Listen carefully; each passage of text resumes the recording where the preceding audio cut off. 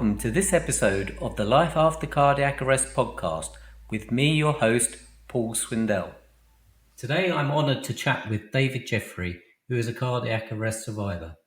David is also a highly qualified physicist, having worked at CERN in Switzerland, an IT professional, musician, dedicated sportsman, author, CFR, and very recently, a lifesaver. An amazing CV, but I imagine the highlight must be what you achieved last week, David. Would that be so? Yeah, I think you could have bigged me up a little bit more than that, but yeah, you're right. Yeah, it was all pales into insignificance, I think, compared with what happened last week. It's quite an achievement, bearing in mind your own event. The ultimate payback, some might say. How did you come to be in a position to do so? Yeah, it started while I was lying in Bart's in recovery after my cardiac arrest. It was an idea of I wanted to give something back, which sounds a bit cliched. And I'd looked at hospital voluntary work, and that didn't really fit in with my work schedule. And I thought I wanted to do something more practical. So I happened upon the concept of the CFR. So I applied to my local ambulance service, and it took quite a few attempts before I finally got on the training scheme. But September and October last year, I did the training, and I qualified and started as a CFR in October 2018. Could you, for those who aren't familiar with the CFR acronym, could you just tell us what that means? So CFR stands for Community First Responder, and we are people who have basic clinical training from a local ambulance service. We have basic life support equipment, defibrillator, oxygen, bandages, and also a first aid kit. And we work alongside the ambulance service personnel for emergencies in the local area. So we help out with emergencies rather than actually replacing paramedics or the other ambulance staff. But because we're based in the local area, we can get to incidents sometimes before an ambulance when all the ambulances are really busy and make a difference to incidents locally. And so you were saying, sorry, you trained up to be one last year? I trained to be one last year. It's a sort of baptism of fire, 2 weekends training where there's a lot of practical skills to be learned, observation skills, how to deal with people, how to take a patient history, basically how to deal with a scene when you turn up. And then you're kicked out to the big bad world with some mentors, and you take calls and you go to incidents. And these are 999 incidents that the ambulance service have received at their call centre, and you're dispatched to an incident with a mentor. And you have to basically get on with it under supervision until you're qualified enough to cope with those incidents on your own. And then once you can do that on your own, you can just sign on whenever you want to and receive jobs from the local ambulance service, and off you go and deal with the patients at their time of need.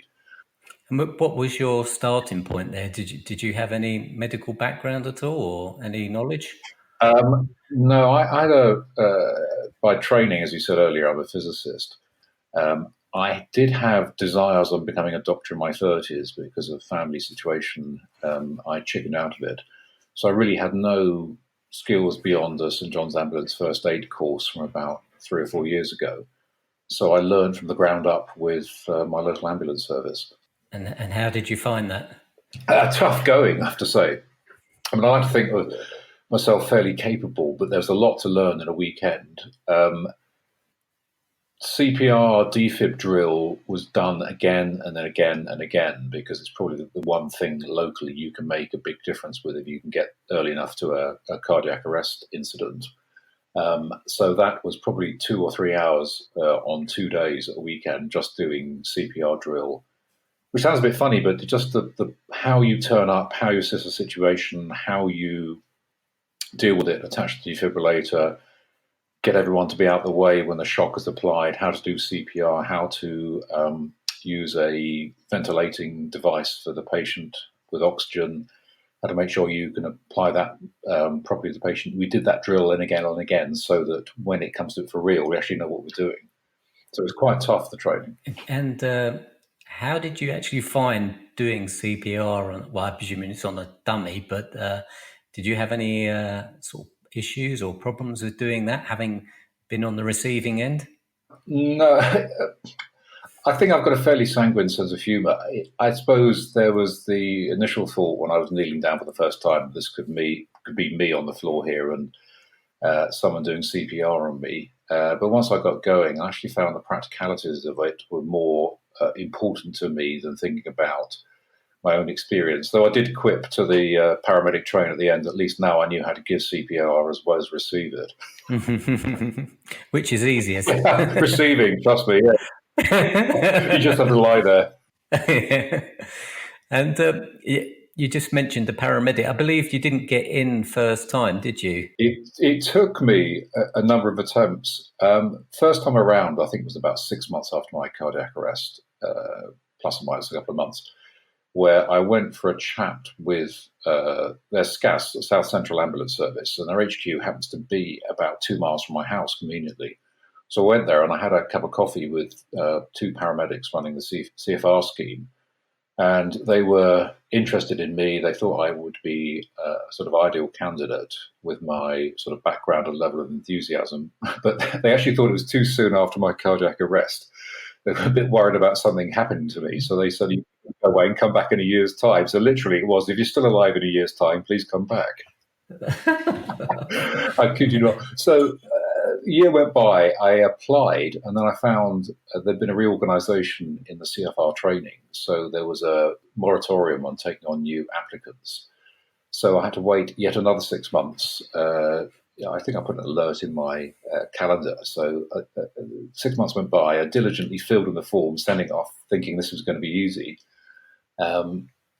I didn't hear any more. So then I, via email, hassled them, and they said, "Oh, there's a training course coming up. However, it's full." So I thought, fallen at the last fence yet again.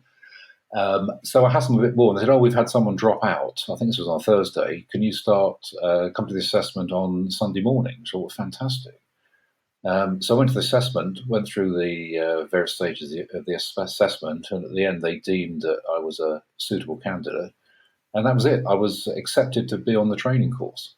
Excellent. What did you feel like at that time? I was ecstatic, and also I suppose there's a degree of smugness in it, in that the last part of the selection was the sort of obligatory interview with some of your background, bits and pieces, and voluntary work you've done before, and then the big question about why do you want to be a CFR? And I had thought about this beforehand and thought I really don't want to come across arrogant or all me. So I didn't mention to begin with that I'd survived an out-of-hospital arrest. But I sort of led my way to it, talking about the fact that the out-of-hospital arrest survival rates were dire and that the ambulance service was at capacity, and the only way you could improve it would be by people in the community and CFRs and members of the public actually getting stuck in when something happened. And then I said, "Oh, by the way, I survived an out-of-hospital cardiac arrest." And then you could have heard a pin drop. It was quite amusing. And what did they say after that? Well, I was grilled for about 10, 15 minutes about what happened to me. They wanted to know all the details of it. So that was quite an interesting one. At the end of it, they said, "Well, based on that, you're precisely the sort of person we want as a CFR." So I did feel good at the end of that. Yeah, someone with inside experience is invaluable, I imagine. As I said before, never let it be said that cardiac arrest doesn't open doors for you. Yes, normally downwards on 6 foot. Yes, yeah. Otherwise, normally the one being screwed down on top of you before they bury you. Yeah. So how long have you been a CFR for now? And what's it been like since you qualified? It's coming up to 6 months now. It's been good fun. I would say running essentially shifts on your own is a baptism of fire to begin with, because though you've done all the training, you've been mentored by someone. The first time you're put on the spot on your own to make a patient assessment and make clinical decisions, it's quite nerve-wracking, and you are paranoid about getting things wrong. You want to do the best for the patient, and the whole thing about do no harm is really in your mind. So the first month or so was quite tricky, and then after that, it's got better. I still have the odd call where I think afterwards I could have done things better. I could have taken a history better, but I feel I'm much more relaxed going to a situation now, talking to people, whether old people or children. It's slick is not quite the right word, but I sort of can slide into the role, and I feel that when I turn up now, I'm not so nervous, and it not so much goes like clockwork, but it goes as it should do. Is there any sort of legal protection for you guys should you mess up, because of your inexperience? I mean, I know if you attend someone who's in cardiac arrest, you can't make things any worse because, the person is clinically dead. But if someone's got I don't know, some other sort of injury that possibly doing something to them could put them in a worse position, have you got any protection? We are covered by the sort of liability of the ambulance service, so they would carry the can if anything were to happen.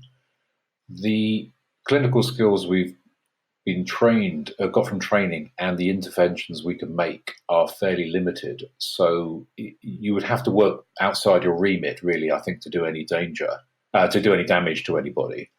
But there is that in the back of your mind that you have to be very careful. And then there's the normal child and vulnerable people sort of protection and legalities that you have to be very careful about how you conduct yourself with people. Because these people will let you into their lives at their most vulnerable time, and you have to make sure that you conduct yourself properly and accordingly. So it is quite nerve-wracking at times where you think, I really don't want to do any harm now. And I've had a few calls recently where I have been literally stumped. But that being the case, I can ring the clinical support at SCAS, put in contact with a paramedic or a nurse or a doctor, and they can talk me through anything that I'm unsure about. So there is a backup system in place. So you shouldn't get into a situation where you make silly mistakes. So how many cardiac arrests have you managed to, or have you attended to so far? Including mine.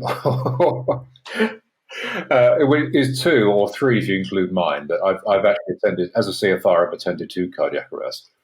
And you've got a 50% success rate, I believe. So far, I've got 50% batting average yet. Which is excellent, I would say, from my very basic knowledge of the success rate. Well, not my basic knowledge, actually. Well, I mean, bearing in mind that only 8% of us actually survive, 50% is bloody good, actually. And I know you were talking to a colleague just recently about this. Could you tell us more about that? Yeah, I was at an incident completely unrelated to cardiac things that went fine, and then the patient was transported to hospital. And I was just chatting with one of the paramedics about cardiac issues, and I discussed my own history with him, which he was quite surprised that I was up and walking about and fully functioning. And he said, I think he'd attended 15 cardiac arrests in his time as a paramedic. He'd resuscitated 3, but none of them had survived. So his view was he was fairly sanguine of the survivability of an out-of-hospital arrest. I can imagine, yeah. That must be quite not a great experience to go through, not a failure, but a bad outcome that many times. Yeah, but it's all credit to him, though, to keep going, though. Earlier, you mentioned that when you were interviewed to become a CFR, you had to tell them that you were a survivor yourself, and then you had to go into what that entailed. Do you think you could share that with us now? What was life like just before, and what happened at your? For me, life before seemed pretty good. I'm an IT professional. I was working in the city in London. I'm married with 2 children. I live in Hampshire. Life was good and normal. A sort of normal family man with a normal job. A few hobbies outside. I was fit and healthy. I'd run a couple of midlife crisis marathons. One before I was 50, and then one the following year to prove the first one wasn't a midlife crisis, which I think makes that more of a midlife crisis. I swim, cycle, a few other sports, so there was nothing untoward wrong with me as far as I was concerned. I had slightly elevated blood pressure, but nothing that bothered me was really of a concern to anybody. And then 7th of July 2016, I went to work as per normal. I went for a swim at lunchtime, which again wasn't out of the ordinary. And I'm not a great swimmer, but I swam 500 meters up and down a pool.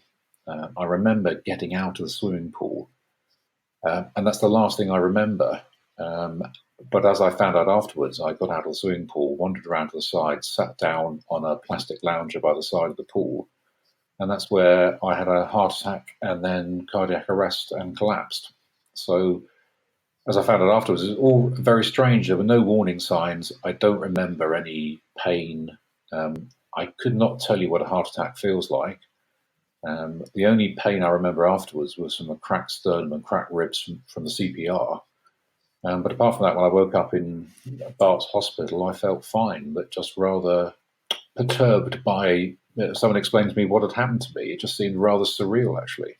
I mean, you're quite unusual in that you haven't actually mentioned it yet, but most survivors only can recall their experience through third party telling of it, basically, from what other people have told them happened.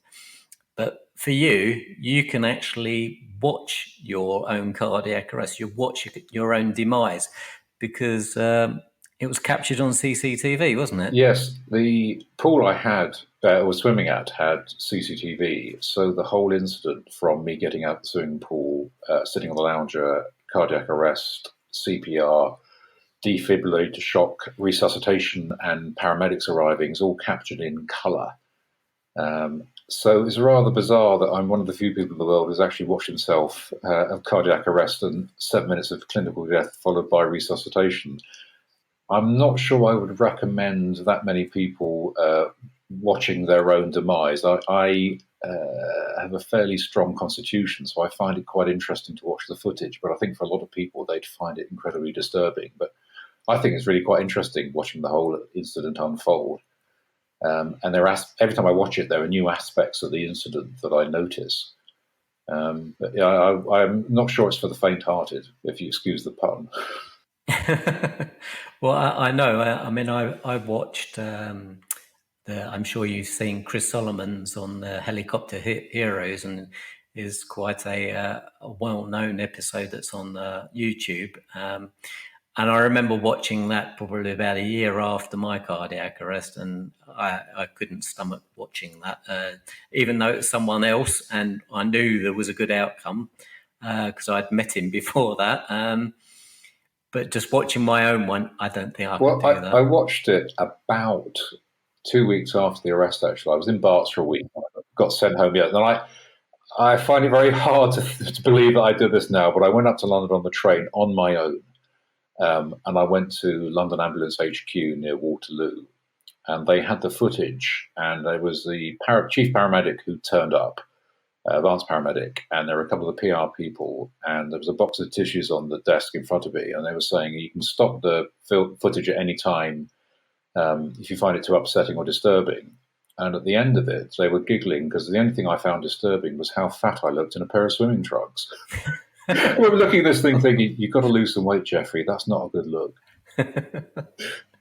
Going back to the actual event, you said you had 7 minutes of downtime and you received CPR and a few broken ribs. That was down to a rather strapping lad at the gym, wasn't it? Yeah, Alex was my saviour, who I'm fairly big and strong, but he's about twice the size of me. So he was lucky he was on scene. He really made a mess of my chest, but consequently, the quality of the CPR that he gave was fantastic. So I'm here to tell the tale. So how else did it unfold after he came on the scene? He wasn't there first of all, was he? I collapsed and a few people rushed up, and I had what's called agonal respiration, where this is a brainstem reflex to low oxygen in your blood. So your heart stopped. There's no blood being circulated. The oxygen level in your brain and brainstem will drop, and you can have a response called agonal breathing or agonal respiration. So in my case, it looked like I was breathing. So my chest was moving rapidly and I was gurgling. And I had a left arm myoclonus, which is a rapid shaking of my left arm. So this being observed was mistaken for me having a fit. So the people who rushed to me thought I was having a fit. Then Alex had seen what was going on in the CCTV and rushed in. And I was put in the recovery position, which was quite sensible because it looked like I was having a fit. I've got off the lounge and rolled into recovery position on the ground, and then it was realised that I wasn't breathing and I was going a lovely shade of blue. So that's when I was rolled back onto my back and CPR commenced. So it's one of those things, when you watch the CCTV now afterwards, you can almost scream at it going, well, you better start CPR. But at the time, it was eminently reasonable what everyone was doing, because if you hadn't seen agonal respiration, you'd have no idea that's what it was. And you would have said, oh, he's just having a fit, don't worry about it. But did they know any of your sort of history or health history? And presumably you filled in a PARQ form when you joined the gym. And do you think they would have bothered looking that up quickly to see if... I think the panic was such that they didn't bother with any of that. Because I do wonder about those PARQ forms, whether they are any good in that sort of that scenario. I think in theory they are. I think the realities are, with an incident like that, there's such panic and people being astounded by what's happened that it's probably the last thing in their minds to go and check one of those forms. I mean, in that situation, you just want to get an ambulance, get a defibrillator on the patient and get an ambulance as soon as possible. They had a defib there at the gym. They were very lucky. They had a defib at the gym, and they are trained regularly. So my hat's off to the staff at the swimming pool / gym. They knew what they were doing. And it was a life pack AEDs, defib. So they're like all of them. They talk you through it. So they put the pads on me. It analysed the rhythm, suggested a shock, got everyone out of the way, one shock, and that managed to restart my heart. Oh, so that's good that you're back so quickly, isn't it? Well, yeah. So it was good. I was back so quickly. I mean, one shock. They recommenced CPR, but then I started breathing, and everything was fine. And funnily enough, I actually then sat up just at the moment the paramedics arrived with all their gear, and then they didn't believe that I'd been in cardiac arrest a few minutes beforehand because I was sitting up and talking to them. So they took a bit of convincing that what had occurred had actually occurred. Did they have I don't know, an emergency doctor with them at all? I mean, because what would be the decision? Or do you know what the decision is? Because quite often patients are put back into or sedated or into an induced coma after a cardiac arrest. They decided in my case, I think generally if you turn up, then normally someone's doing CPR, they'll shock them. And then once you restarted the heart is doesn't beat that efficiently, so you're not conscious at that point. So they'll now, I think, for your survival and maintaining sort of integrity of your organs, they'll put you in a sort of an induced coma, sedate you and intubate you, and then cart you off to hospital. But in my case, because I was sitting up and I was actually arguing with them, apparently I wanted to have a shower and go back to work. They decided there was no merit in sedating me, that I was now fully conscious and my heart was beating and I was self-ventilating. They couldn't see any merit in sedating or cooling me. But it was the advanced paramedic who made that decision, because I think there were two ambulance crews turned up, two separate ambulance crews, and then one advanced paramedic in a rapid response vehicle. And I caused chaos in central London, traffic chaos. I feel quite pleased about that. It was a 3-mile tailback all around the Bank of England, courtesy of me. You actually, just a little plug for the Life After Cardiac Arrest book, Writings from Sudden Cardiac Arrest UK, Volume 1. You've got a couple of pieces in that, and one's entitled 7 Minutes, and it starts off, which I think I might read, actually, if you don't mind. Oh, far away. 7 minutes of my life are missing. All is black. All is silent.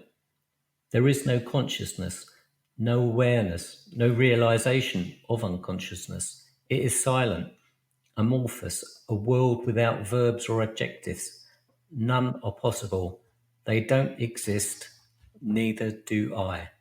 That's incredibly powerful stuff, David. And is that your memory of being in that state between life and death? Yeah, you brought a lump to my throat there, reading back my words to me.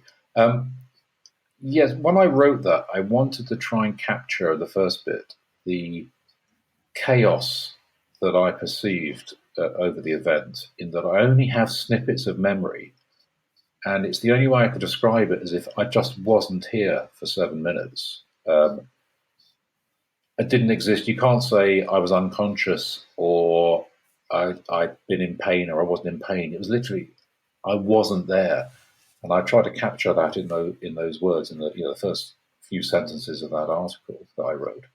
I think I did it quite well, but it's hard to put into words that feeling. But it was just bizarre. I can't really describe.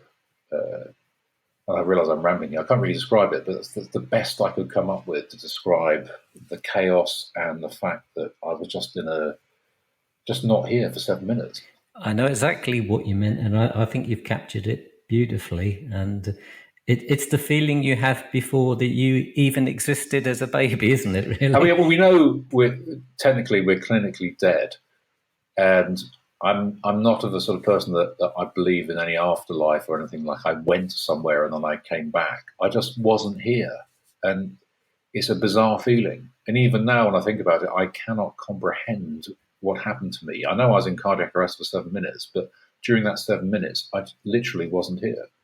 And I have the same feeling, and I was slightly longer, and I think I don't know what that's one of the big bugbears with me, because I was had an unwitnessed arrest, and I just don't know what happened that time while I was laying there. To all intents and purposes, I could have been abducted by aliens for all I know, but I don't think I was. But there is a period of your life that, as you put it, 7 minutes of my life are missing. It is exactly that. I think if I hadn't seen the CCTV footage, I would be infinitely frustrated because I wouldn't have known what had gone on. Someone could have told me, or Alex and the other people at the gym could have recounted to me, but it would have just been not even secondhand, a bit third hand, the whole thing. But for me, because I watched it, I know, but it's still, like you, it's this very bizarre period of my life where we just weren't there. After you were carted off to the hospital, what happened there? I got taken into the catheter lab, and I'm not sure I'm unusual in the group. I think there's probably more idiopathic than people with MIs, though I could be wrong. But I'd had a small heart attack, and we can come on to the reason for that in a bit. But I got taken to the catheter lab, where basically I was sedated and a catheter put up, I think my femoral vein, or it might have been a radial, might have got in my wrist, I can't remember. And then on a real-time X-ray camera, they checked out the arteries of my heart, and they found they were all in fairly good nick for a man my age.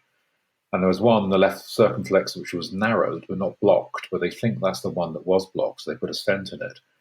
And that artery feeds to the bottom left-hand side of my heart, and that's where there was damage to the heart muscle from a heart attack. And it was a tiny MI, nothing of any significance. But I think, as Tom said, it's a killer because a heart attack in that region will flip your heart into ventricular fibrillation, and then you've had your chips unless someone's got a defib on hand. So I had that to the cath lab. Again, the doctors were scratching their heads a bit because I didn't present as a sort of normal patient.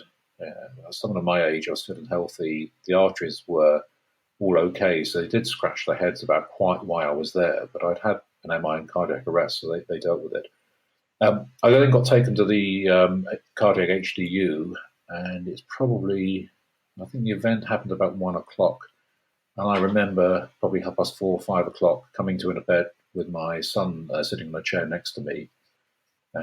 My chest with the ECG electrodes on it going to a machine that kept beeping. And then a couple of guys in green appeared. I think one of the people who'd done been in the cath lab with me, and explained what had happened to me. Now, I'd been pumped full of morphine for pain and midazolam to relax me, so I was actually quite happy. Whatever they told me, I thought was fantastic. I mean, if it was my drug of choice, I'd take morphine and midazolam every time. But lying in hospital bed, I was quite happy with it. This whole thing had gone on. I was nice and comfortable. I think it was the day after that it finally hit me what the hell had happened to me. And what did that do to you when it did hit home? I was astounded is too weak a word. dumbfounded that someone fit and healthy like me, slightly overweight, but that's probably the only thing working against me, how this had happened to me, and then how I'd actually survived. And being the sort of person I am, I looked up online the survival rates, and I realized how lucky I was, how lucky all of us in the group are. And I was just poleaxed is probably the best way of describing it. I just couldn't function for a day. It was just so profound what had happened to me that I couldn't think straight. It's the best way of describing it. What else happened while you're in hospital? Did you have any further follow-up tests? I had low blood potassium, which turns out to be a bit of a red herring. They were worried that I might have a thing called hyperaldosteronism. I'm not sure I've pronounced that correctly. It was to do with benign kidney tumours that mess up the sodium and potassium in your blood. But I think it was probably just post-arrest. My physiology was messed up, and that's why I ended up with low blood potassium. But I did get sent into an MRI scanner for checking my cardiac function, and they could see, looking for the damage to the heart muscle from the MI. And I think that was probably a couple of days post-arrest, and I found that frightening.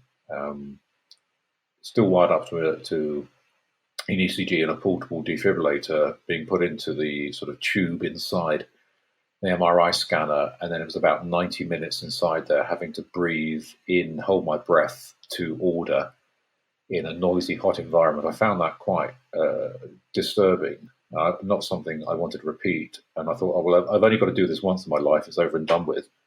And then I thought, of course, I've done it 3 more times since then.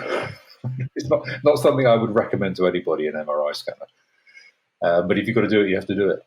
Then I was back on the ward. I was given standard cocktail of drugs for an MI patient, which involved 10 milligrams of bisoprolol, beta blockers that I've come to loathe. And in my case, that slowed my heart down to about 30 beats a minute. So whenever I went to sleep, my heart rate would drop. It would set off the cardiac arrest alarm on the monitor attached to my bed. So I had nurses running to me every 10 minutes. Until they realized that this was actually what was going on, then they reduced the dose and I was fine. And I did have one night after when I was still on the 10 milligram dose, when my heartbeat was very erratic. I have an arrhythmia, still have an arrhythmia now, where I have ectopic beats, extra beats, and I'll have a compensatory pause. So I don't often have a regular heartbeat. And I remember sitting in the bed thinking, okay, this is it. I'm not going to make it out of here. So that was quite a profound evening. And of course, I was still there the next morning when I woke up. So.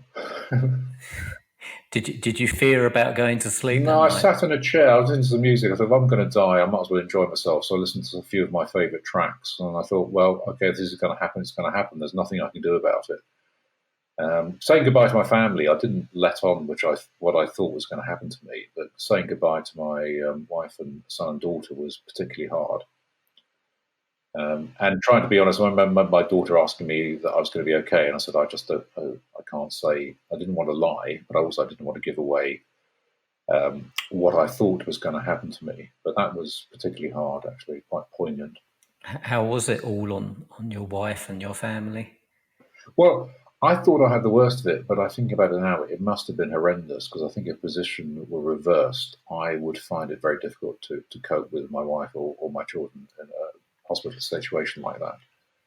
I think, unlike Tracy, where she witnessed it and had to perform CPR, at least for my wife, she was spared that. But she had to get on a train to London from Salisbury, not knowing whether I was alive or dead. Just knowing I'd been taken to hospital, rushed to hospital, and she didn't know whether I was dead or not. So it must have been quite tough for her. Indeed. And how long were you in hospital, and when did you get discharged? I spent a week in Barts, most of the time wired up to monitor by the bed. And I was it's one of those bizarre things. It was a small ward at Barts where I was next to a couple of guys who needed quadruple bypass operations and someone else who needed some cardiac surgery. So in a sense, I was probably the most illest of the people, but they looked far iller than me. So I was up sort of wandering around But because I was wired up to the monitor, I could only go about a metre from the bed. So I was like a caged animal pacing up and down. So in the end, I used to disconnect myself from the monitor, go to the loo and have a shower and come back. And it panicked the nurses the first time. And then they were okay with it. They knew that I wasn't going to keel over and die on their watch. So probably the last couple of days in Barts though I was being monitored, was a bit pointless. And then I went through the great hospital discharge where you've been the center of attention for a week. All the doctors are making sure you survive and checking your medication and checking on you and MRI scans and ECGs, etc. And then you get booted out of the hospital at 7 o'clock in the evening with a carrier bag full of medication and told to go home. It's a bit of an anticlimax, actually, as I'm sure you found. Well, exactly. And that's partly the reason why Sudden Cardiac Arrest UK exists, really. And I think you mentioned your wife on her journey up to you, not knowing whether you're alive or dead.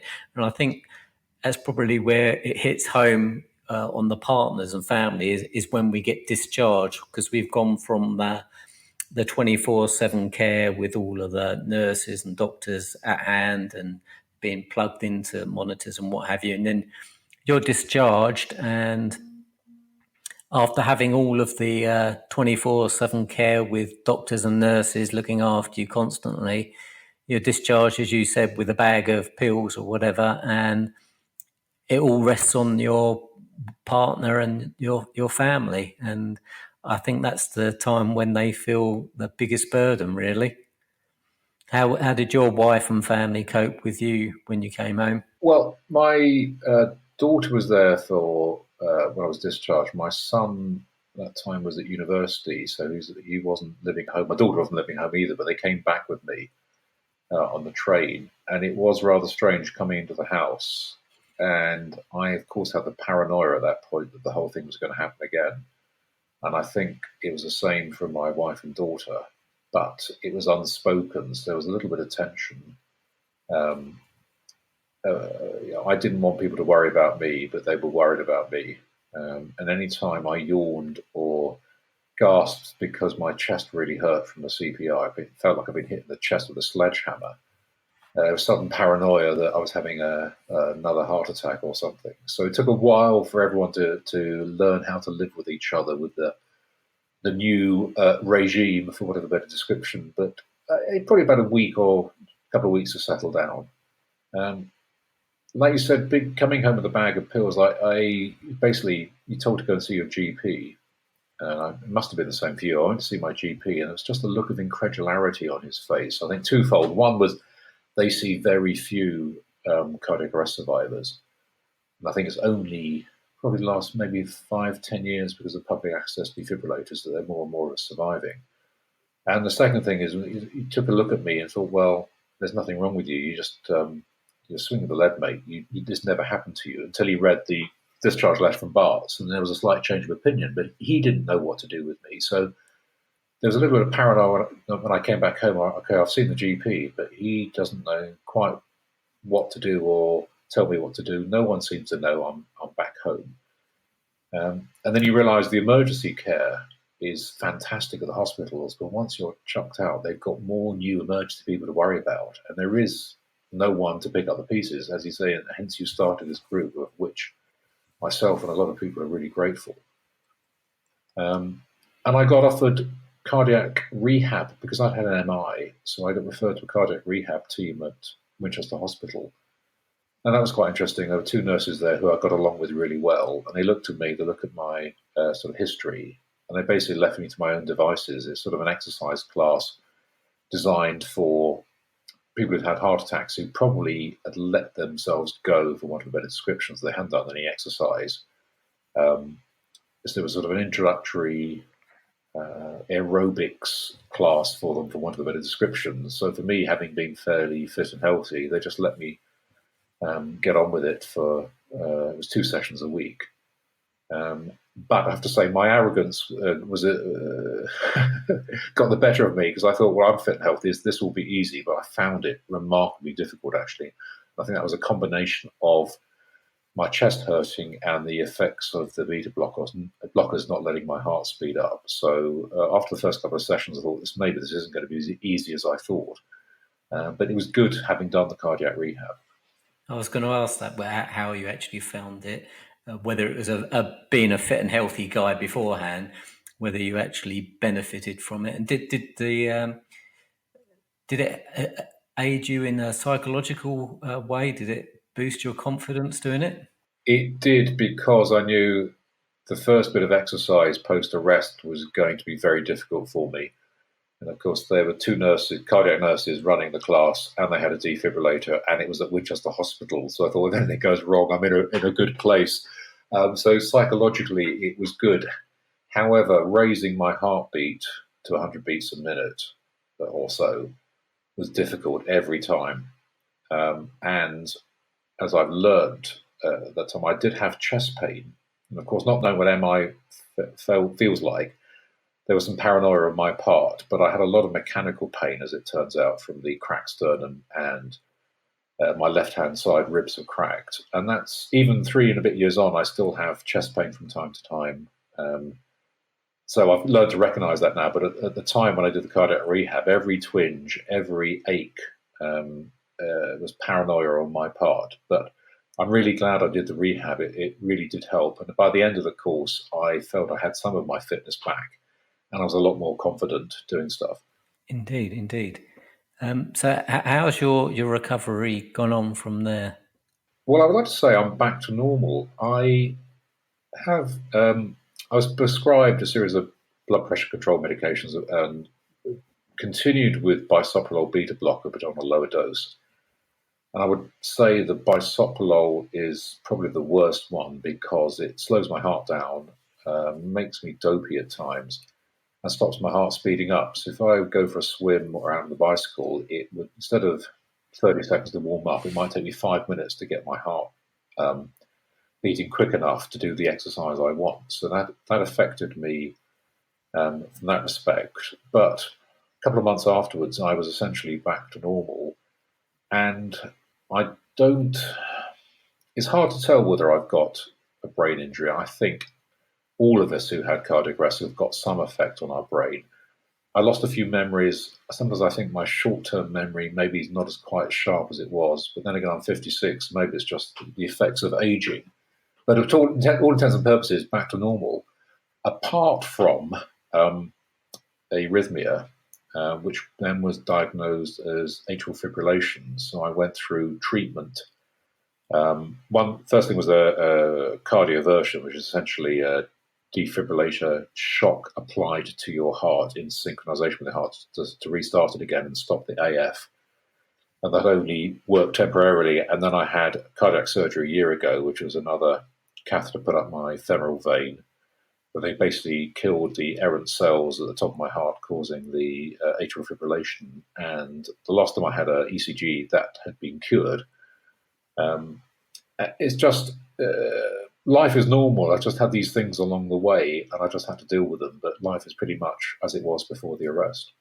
That's absolutely great to hear, and I think you're right about the brain injury aspect of a cardiac arrest. And I think I've read several places that you only need to be down for maybe a minute or two for brain cells to start dying off, and you were down for 7 minutes, you said. So it's almost certainly that you will have had some impact, but the more science understands about the brain, the more they understand that it can actually regenerate some of the brain cells, and there is a certain amount of neuroplasticity, and we can sort of rebuild parts of our brain. I don't think, depending on how serious it is, parts can't be. But I've also seen about recent studies showing that cardiac arrest patients or survivors, the hippocampus is quite often affected first, and that accounts for a lot of the sort of things to do with speech and memory and the executive function and things like that. The things that we see in the group reasonably often, and fatigue as well. I think that's probably one of the biggest problems, but certainly for me. But I see a lot of people I see attribute that to the beta blockers, which it is true. When I started taking beta blockers, my resting heart rate dropped by about 10 beats within 10 days. I think I was losing a beat per day. And that does slow you down, definitely. But I didn't take beta blockers for over 2 years after my cardiac arrest, so I know the fatigue was already in place before taking them. What about you? I had fatigue afterwards. It's hard to say whether it was beta blocker related or the arrest. I stopped and restarted beta blockers twice while they were checking out the low blood potassium. And I know when I restart them how horrible they make me feel. And I realized when I was in hospital thinking I was going to die with a slow, erratic heartbeat, that was actually the effect of the beta blockers rather than anything else, because I've experienced that twice more. And at the moment, I don't take beta blockers because I had a different medication after the cardiac ablation, and I hope I don't have to take them again. But the fatigue was there. I don't know whether it's arrogance on my part to say I didn't really get a brain injury. I'm sure, like you said, there's something went on. I think the executive function is intact. I lost memories of people and events for the last 4 or 5 years. And of course, people ask me, what were they? I said, well, I've got no idea because I forgot them, which sounds a bit trivial. But a few things have come back, but I don't know what it is I've forgotten. But I do have areas which it's almost like it's grey or a fog, or I know there's something there, but I can't quite put my finger on it. Every now and then I would get a little bit tongue twisted, and I just stop myself, and then I start speaking again, and everything's fine. But that's the only real things I notice. And I don't know whether these things are the cardiac arrest related or whether they're just facets of aging. It's hard to tell, but I think, I'm definitely not the person I was beforehand, and that's not just memory wise, but I think I got away with it fairly lightly, of which I'm very, very thankful. But I'm not conscious of the people who didn't get away so lightly. And do you found that you've you say you weren't the person that you were before? Have you come to reconcile yourself with that? No, because it's a hard one, because to begin with, I wanted to get back to who I was, and you realise that's impossible.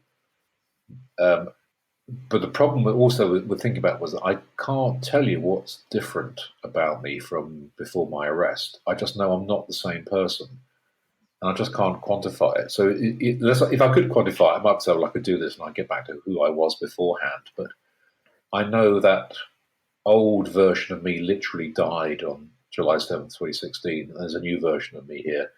But I'm much the same person, which is self-contradictory there.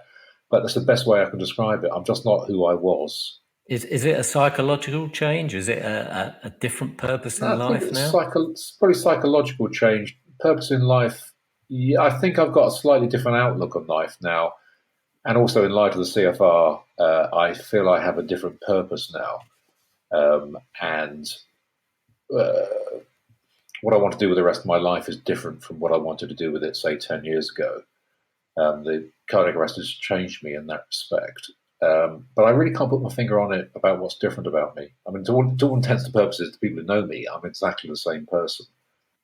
I mean, it is almost like a invisible event or disability to people who don't know what happened to you, because most survivors, they will look pretty much the same as they did before.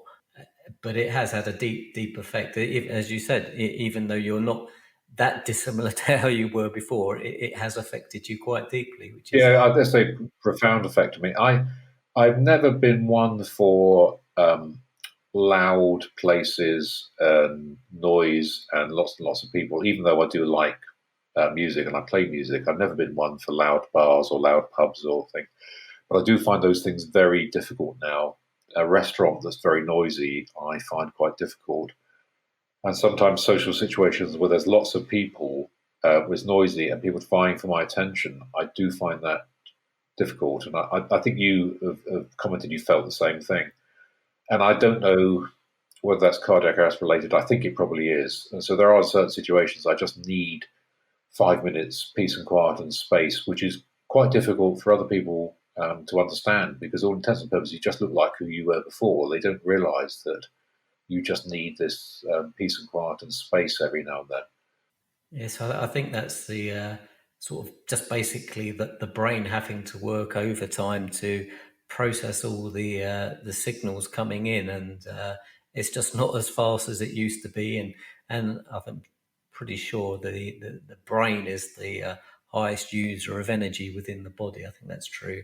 And it just runs out of energy far quicker than it used to do. That it's certainly true within me, that I find myself I'm not only physically drained but mentally drained a lot quicker than I used to be. I've had a few occasions. I did some filming with the British Heart Foundation, which ended up as one of their sort of YouTube promotional videos, where they, to camera, got me to talk through the events of the day of my cardiac arrest. And probably for about an hour after they finished the filming, they did it at my house, I just sat in the armchair in my office and I was physically drained. I couldn't talk to anybody. I found that very, very draining, where that wouldn't have happened before, I don't think. I was going to come on to that British Heart Foundation advert, so thank you for bringing it up. So that's just another part of you giving back. You've had quite a history of giving back, really, haven't you? Yeah, maybe I've got an ego problem. I just got to keep doing this, so it's all me. Alex, the chap who saved me, I recommended him to the British Heart Foundation, and they gave him a Lifesaver Award. And as part of that, there was a presentation at the British Heart Foundation headquarters in 2017, I think. Yes, 2017. And I got stitched up a little bit. They said, would you mind saying a few words? There's going to be 4 or 5 people. And fortunately, I thought about this beforehand. I thought maybe there's going to be a few more than 4 or 5 people. So I'd mentally run through a little speech in my head of how I would introduce myself and talk about what happened to me and talk about Alex, etc. Which was quite fortunate, because when I turned up, there were about 200 people at British Heart Foundation, and they filmed the event, and I think they showed it to people in some of their other offices. So I was put on the spot. But I made the crowd laugh. I also made them cry as well, which that's a good thing. But as part of that, the British Heart Foundation then asked if I would help them with sort of publicity and trying to raise awareness, which I agreed to. So part of that was they wanted to do a film about me and Alex to show what if you have early intervention in a cardiac arrest, you can have a really good outcome. They wanted to sort of use me as really Alex as the poster boy for that. And it's not the story for that shouldn't be about me; it should be about Alex and what he did. And then a few photographs and a few emails and publicity things on the British Heart Foundation. To sort of help them out when they've had a campaign. And then last year I did some radio interviews for them for Restart a Heart Day. So there's me, Alex, and a British Heart Foundation nurse in a studio in London talking to various radio stations around the UK, which was taxing and also amusing as well. And you've contributed a couple of entries for the Sudden Cardiac Arrest UK blog, and they've been very helpful for other survivors. I know, because people have commented to me, and you're an excellent writer. And how did you find in actually writing about your own demise? I found it, say remarkably easy is not the right word. I found it straightforward and actually quite enjoyable. And I found crafting the words, I really enjoyed it. And I find that's quite strange, because I absolutely hated English at school. I hated my English teacher, and the feeling was mutual. So now, 40 years on, I'm quite surprised that I quite enjoy putting the prose together, but it's been quite enjoyable. And I've tried to write them not so much about me, but they are about my story, but so that someone else could read them and learn something from it, and it be of help to them, if that makes any sense. I didn't want it to be some big ego trip, but I tried to pitch the article so someone could, especially the one about the ablation, they could, right, okay, that's what David went through. I'm going to go through the same thing. It's not such a big deal, or I need to think about this aspect or whatever. But in short answer to your question, I really enjoyed writing them.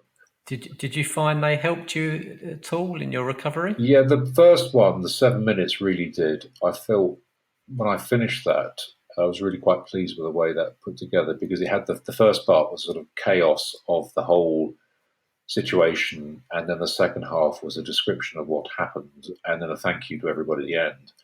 and I found that very therapeutic. And the CFR one I really enjoyed writing as well, because I thought I can try and make this amusing and upbeat, and it's about reality. So I found them all quite therapeutic. I mean, there is a I don't know if you're aware, there is actually a therapy called expressive writing where you write about a traumatic experience 3 times or daily, 3 or 4 times it is, for just a very short amount of time, and it is believed to have very good results in terms of reducing stress um, from PTSD and things like that, relating to the trauma of the event. So I've had so many people actually say when they've actually done a blog post for me that they found it very therapeutic, like Yeah, you've there's just a said. couple of other people I've spoken to who've done the blog post for you have said that, like you're saying, that it's really therapeutic. Um, I would, well, I recommend it to anybody, and I think I wouldn't class myself as a great writer. As I said, I hated English at school, but it's quite enjoyable crafting the words. So I'd recommend it to anybody who's struggling. Just try and put a few words down on paper, and even if you don't have to show them to anybody, just getting them down on paper, I think, is quite beneficial. Well, exactly. That expressive writing is for you. You don't have to show it to anyone. You can screw it up and throw it away straight away if you like. I don't say you've got to show it to anyone. No therapists involved or anything like that. It's a very quick and easy way of helping you overcome some trauma for some people, anyway. To continue on the theme of writing, you also have written your own book, which is Long Path to Me. Do you want to just give that a little bit of a plug? Because I know you're. Yeah, it's available in all good bookshops. I need the income. This was another, I suppose, therapeutic thing. I dabbled with the odd bit of writing. I did made some stories up for my children when they were younger and wrote them down and never went anywhere. And I, I think by virtue of my family history and what I went through, decided I wanted to put it to paper. And to give a bit of background, I had a fairly austere upbringing as a child. And then in the 80s, late 80s, my mother got breast cancer, and then she's in long term remission, but there was a trauma of that.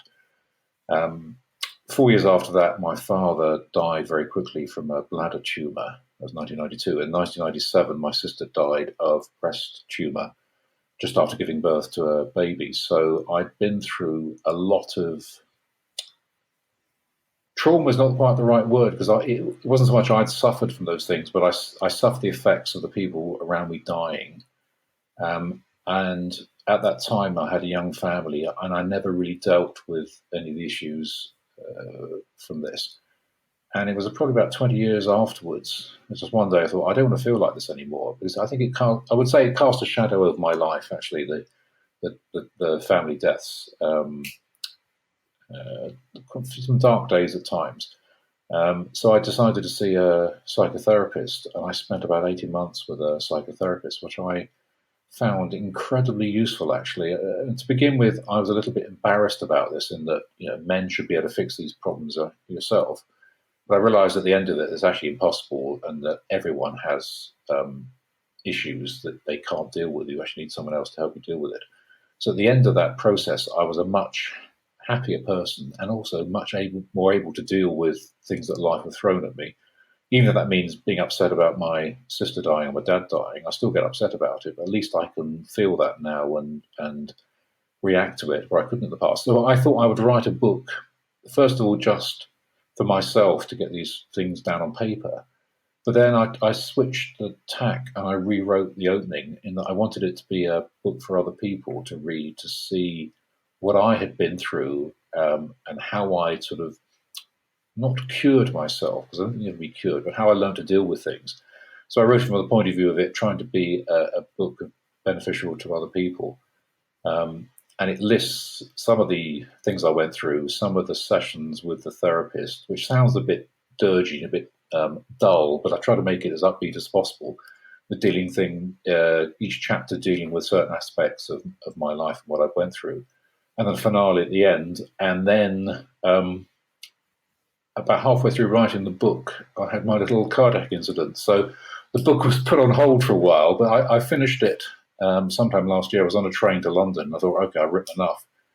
So I put it together. And as you know from Kindle publishing, there's a one unit of effort to write a book, and there's another unit of effort to get into a state in which you can actually publish the thing on the Kindle store. So I did all that, put the book together, and it's published and available on Kindle. So if anybody wants to get a copy, it's there for them to have a read.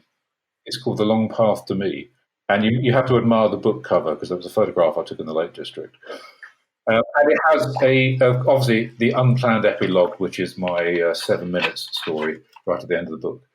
I've read your book, and it really is an excellent read. I haven't, fortunately, I haven't had to experience any of those traumas or the grief that you've gone through to date, anyway.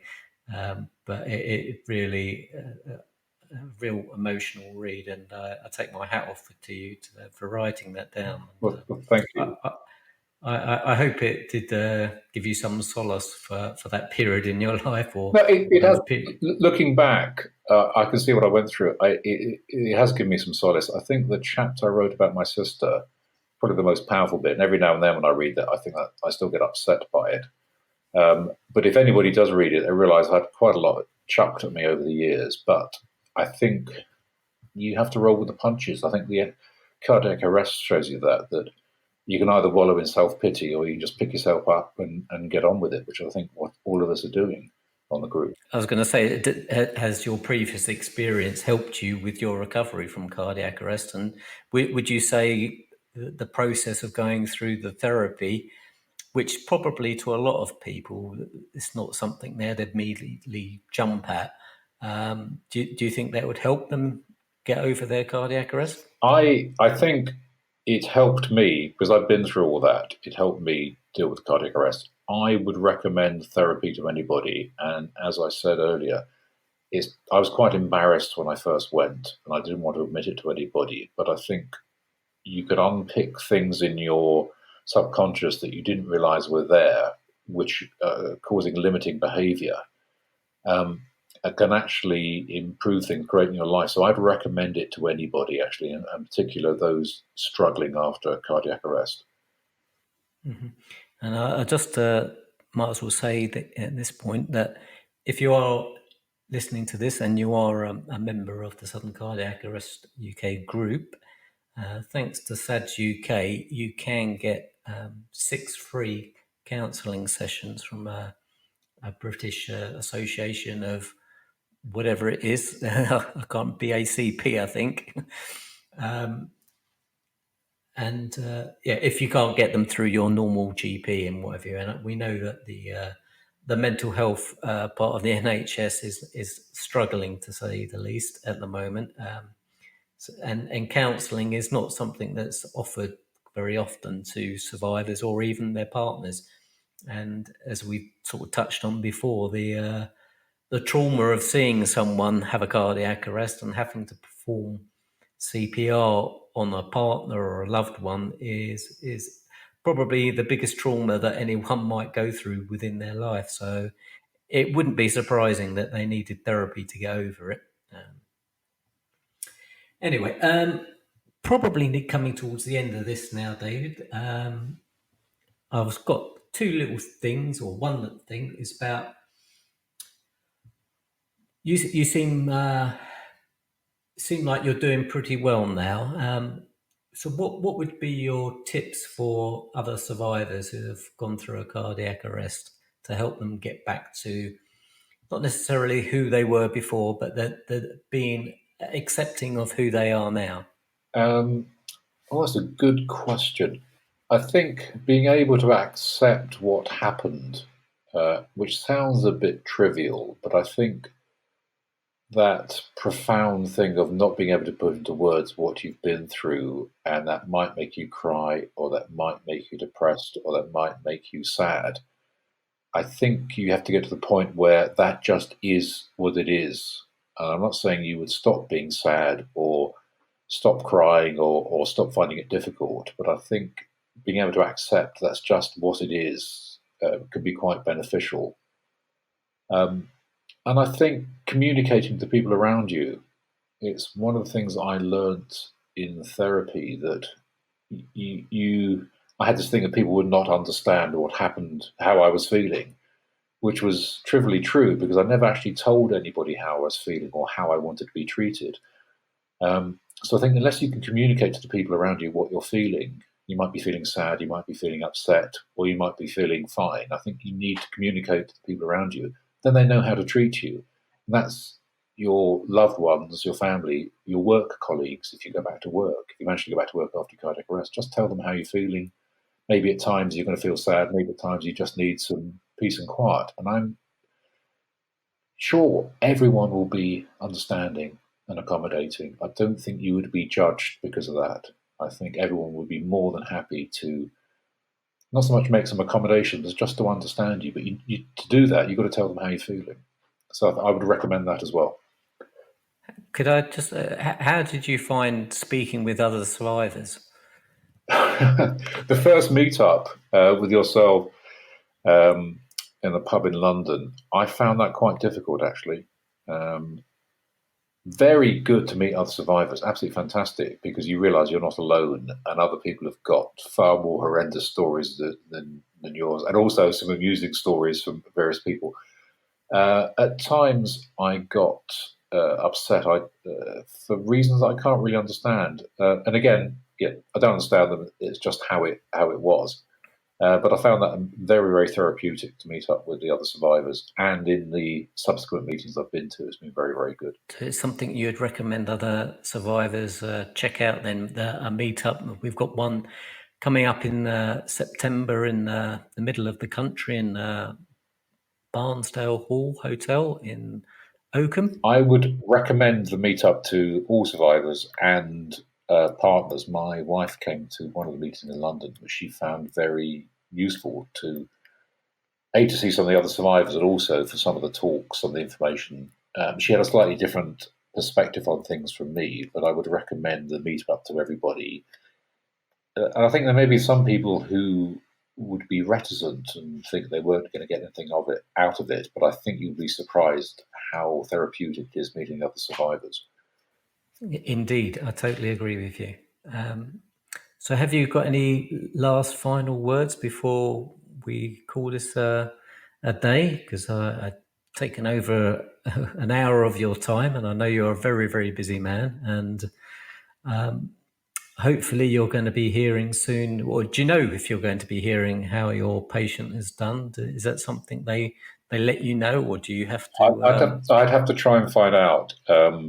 It's one of the drawbacks of ambulance service work, is you'll have a flurry of activity, someone's delivered to hospital, and you never know anything more afterwards. So if you hear back from a relative or someone says thank you, then that's a sort of rarity. But generally, it's a shame. You just sort of work in a vacuum. You do your bit, and then you never hear anything more. But we'll find out. I'll see if I can find out. In conclusion, I suppose the only thing I can say is that it's hats off to you, and thanks to everybody in the group for you starting this group and the energy and dedication you put into organising it, because it's an invaluable resource for all cardiac arrest survivors and their families. I don't think we can all thank you enough. Oh, thank you for saying so, David. But I just felt like it was my way of giving back, and it's only a small part, really. Yeah.